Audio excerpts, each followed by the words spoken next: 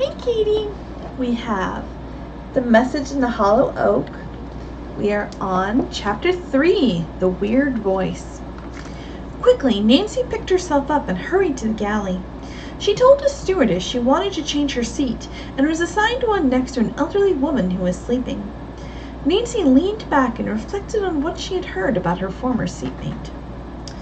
So he's a troublemaker, she thought. I can't speak right now to the woman across from him, but I must catch her at the airport and ask what she meant. A new concern came into Nancy's mind. The man could have seen the entire contents of her handbag. He might use the information of her identity to her disadvantage. Her thoughts were interrupted by a stewardess ready to serve the luncheon tray. The woman alongside Nancy awakened and greeted her in a friendly way. While the two ate, they discussed the weather and air travel in general. As soon as the woman had finished eating, she went back to sleep, and Nancy once more thought about the annoying stranger. No doubt all those questions he asked me, the snoopy old thing, were answered when he saw the contents of my handbag. A little while later, the plane circled over the St. Louis airport and came in for a perfect landing. When Nancy reached the baggage claim section, she scanned the crowd of waiting passengers, trying to spot the woman who had given her the startling information. Unfortunately, she could not find her, and finally assumed that the woman either was carrying her own luggage or did not have any with her. The young detective noticed the inquisitive stranger with whom she had sat for a while and made a point of avoiding him. Without waiting for a porter, so someone to carry her bags, she claimed her 2 bags and rushed to the building to get a taxi. The Riverside Hotel, she told the driver.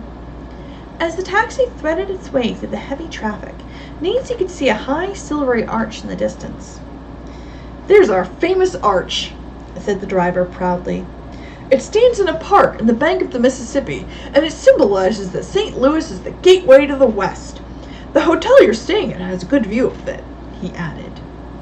When they arrived, a tall, pretty girl with ginger-colored hair met Nancy in the lobby. "Hi," she said, smiling. "I'm Julie Ann Carswell. I recognize you from a picture Ned once showed me." Nancy laughed. "He never told me. Julie Ann, it's great to meet you."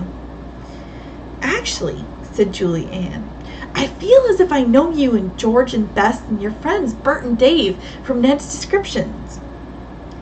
"The girls might come out here to help me solve the mystery, Julie Ann. They're wonderful. You'll love them."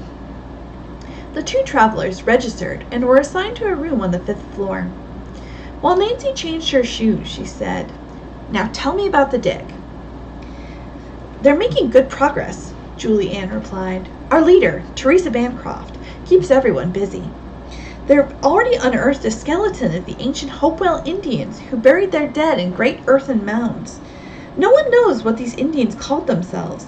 Their first mound to be excavated was on the Hopewell farm in Ohio, so the Indians have been named that. Maybe you'll be able to find a skeleton, Nancy." "Sounds interesting," Nancy said, "but actually I'm here to solve a mystery about a hollow oak." Julie Ann said that Ned had mentioned it on the phone, but had given no details. "Is the case a secret?" "Oh no," Nancy told her, and gave a brief summary about the Canadian missionary and the legend that he had left a valuable message in a hollow oak tree. "You don't have much to go on, do you?" Julie Ann asked. "Only one clue. A friend of my aunt's in New York found a fallen tree on which there was a plate bearing Pierre Francois' initials and an arrow. It is thought that the arrow indicated the next place the missionary was traveling. So you'll be trying to trace his journey," Julie Ann remarked, "until you find the message." Just then the telephone rang. Nancy picked up the receiver. A man's voice on the other end said, "Nancy Drew?" "Yes." "This is room 412. I have something of yours you dropped on the plane. May I come up and give it to you?" By this time, Nancy had recognized the voice of the annoying passenger. She said to him, "My friend and I will meet you in the lobby." "Okay, if that's the way you want it. Can you come right down?" "Yes." Nancy turned to Julie Ann and told her what had happened on the plane, and that now the man wanted to return something to her. "Come on, let's go." Julie Ann picked up the room key and slipped it into her purse. Then the two girls went down to the lobby. The man from the plane walked over quickly toward Nancy and said, "I have a surprise for you." The stranger did not identify himself by name, and Nancy did not introduce Julie Ann. The three went to a group of chairs and sat down. Smiling, the man said to Nancy, "You know, you're a little fox. I thought you were coming back to your seat and have lunch with me. It was not until after you had left the plane that I found this." Ugh, he sounds kind of creepy. He reached into a coat pocket and pulled out a small picture of Mr. Drew. With a smirk, the man asked, "Boyfriend? Isn't he a little old for you?" Nancy was disgusted with the stranger's crude humor. The picture was one of her father. She reached to get it. "Thank you very much," she said. "I appreciate your taking the trouble to return it." She and Julie Ann arose and started off. "What's the hurry?" the man asked. Nancy did not reply. She merely thanked him again, and the two girls walked away. He followed them a short distance, saying, "I'll be seeing you." Julie Ann turned toward him. "What do you mean?" At this, the stranger merely laughed and walked off. When he was out of earshot, Julie Ann remarked, "Nancy, I'm glad that man didn't insist upon a date to give you that picture. I think he's horrible." As soon as the annoying stranger had disappeared, Julie Ann suggested that the two girls take a trip around the city. As they were about to leave the lobby, Nancy suddenly saw the woman who had warned her on the plane. "There's someone I must talk to," she told Julie Ann and rushed across the lobby. "Hello," she said pleasantly. The woman smiled, and Nancy went on. "I wanted so much to ask you about that man who was my seatmate on the plane. I was afraid I might not see you again." "I'm glad we met," the woman replied, and said that she was Mrs. Waters. Nancy told her who she was, and introduced Julie Ann, who had followed her. Mrs. Waters said the man's name was Cadle.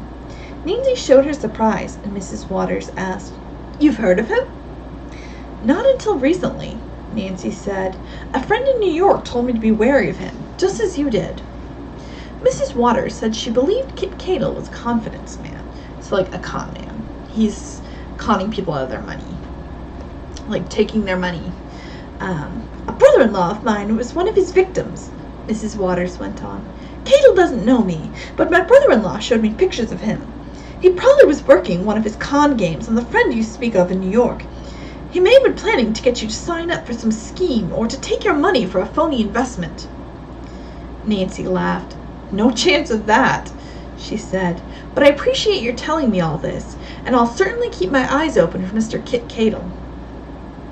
After a few minutes of conversation, the girls said goodbye and went out to start their sightseeing trip. Julie Ann was a little worried about Kit Cadle, but Nancy begged her to forget him. "Let's see St. Louis. One of the most colorful sections in town is right here at the waterfront," Julie Ann said. "We can ride a little old-fashioned trolley car. It will take us to a number of interesting places, including the Arch and the old-time paddle wheel steamers at the foot of the levee," which I think is like a body of water. That sounds like, or like a dam maybe. "That sounds like fun," Nancy said eagerly. "Let's try the Arch first." At the next corner, the girls boarded a yellow streetcar which clanged its bell and rode off slowly and smoothly toward the huge arch in the waterfront park. They got out with several other tourists and followed them across a concrete walk. Then they went down a ramp toward the entrance into one leg of the huge span. Julie Ann was a little ahead of Nancy and found herself separated from her companion by the other visitors. Suddenly, the tall girl stopped short in amazement. Through the glass doors leading into the arch, she saw Nancy coming toward her. "But that's impossible," Julie Ann told herself. "How could Nancy have gotten into the arch before me and now be coming out?" But there was no mistaking that figure. It was Nancy approaching her on the other side of the glass doors. "Nancy!" Julie Ann called and hurried forward. Nancy laughed. "Here I am," she answered, but her voice was coming from behind Julie Ann. "I'm in back of you." Julie Ann turned. There was Nancy hurrying down the ramp. "It's my reflection you saw," she said. The other girl grinned. As they reached the doors into the arch, she saw that the darkish glass had perfectly reflected the walk behind her, making it look as if Nancy were already inside the building. "You fooled me that time," Julie Ann said with a chuckle. "But no more trick mirrors, please." The girls took a slow but thrilling ride to the top of the arch in a small globe-shaped elevator. From there, they had a breathtaking view of Illinois across the river. When they came down, the girls walked to the levee and visited a museum on an old paddle-wheel steamer. "Those riverboats saw a lot of good times, I guess," Nancy remarked. Afterward, the two ate dinner in a river steamer anchored nearby. It was furnished elegantly in 19th century style.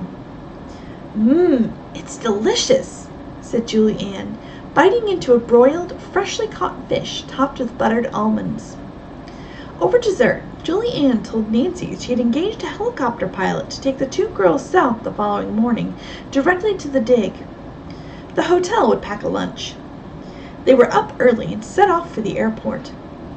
When the craft had been airborne about an hour, Nancy became fascinated by the unusual river country landscape. It was like a wide peninsula. So a peninsula is this tract of land that's surrounded by water on three sides, like Florida is a peninsula. So it was a wide peninsula with a river on each side. To their right lay the wide brown Mississippi, and ahead on the left they could see the bluish water of the Ohio. Here and there the pilot pointed out sites of Indian burial grounds. "Many others have been leveled off and the ground used for farming," he explained. The dig that the girls were heading for was near the Ohio River. After lunch, the copter landed beyond an old-fashioned farmhouse.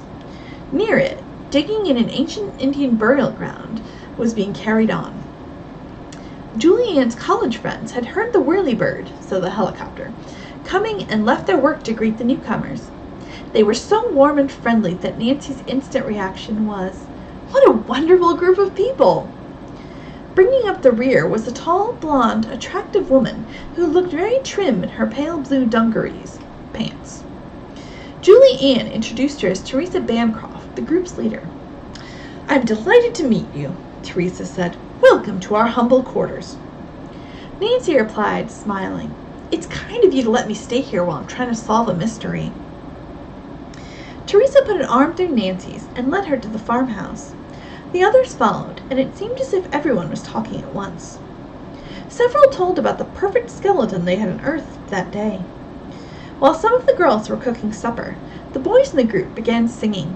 Soon everyone joined in. By the time the meal was over, Nancy felt well acquainted with all the diggers from Paulson University. One of the boys, Art Budlow, who was a slender, thin-faced, and had brown hair, asked the young detective if she would tell them about her mystery. Nancy smiled. "I'm trying to find a certain oak tree which was already hollow in 1680, she replied. There were exclamations of surprise, and a boy named Todd Smith shook his head, saying, "You'll never do it." Julie Ann came to Nancy's defense. "There's no harm in trying," she remarked. "Anyway, I expect Nancy to find something important right here in this dig." Nancy laughed and said she hoped she would not disappoint anyone. "You won't," Julie Ann assured her. Presently, the boys said good night and went off to their own quarters at another farmhouse. Nancy was placed with 5 girls who shared a dormitory-type bedroom, so there were multiple beds in the dorm. The only bureau in it stood next to her cot and was already filled with the other girls' clothes, so she did not unpack hers. But she opened her suitcase to take out Bess's cookies, which she passed around to her roommates. They set the leftovers in a box on top of the bureau. Nancy undressed hurriedly and crawled into bed. She fell asleep instantly, but soon afterward was aroused by a weird voice calling, "Nancy Drew!" Before she could force herself wide awake, something hit her on the head. Uh-oh, I'll have to find out what that is.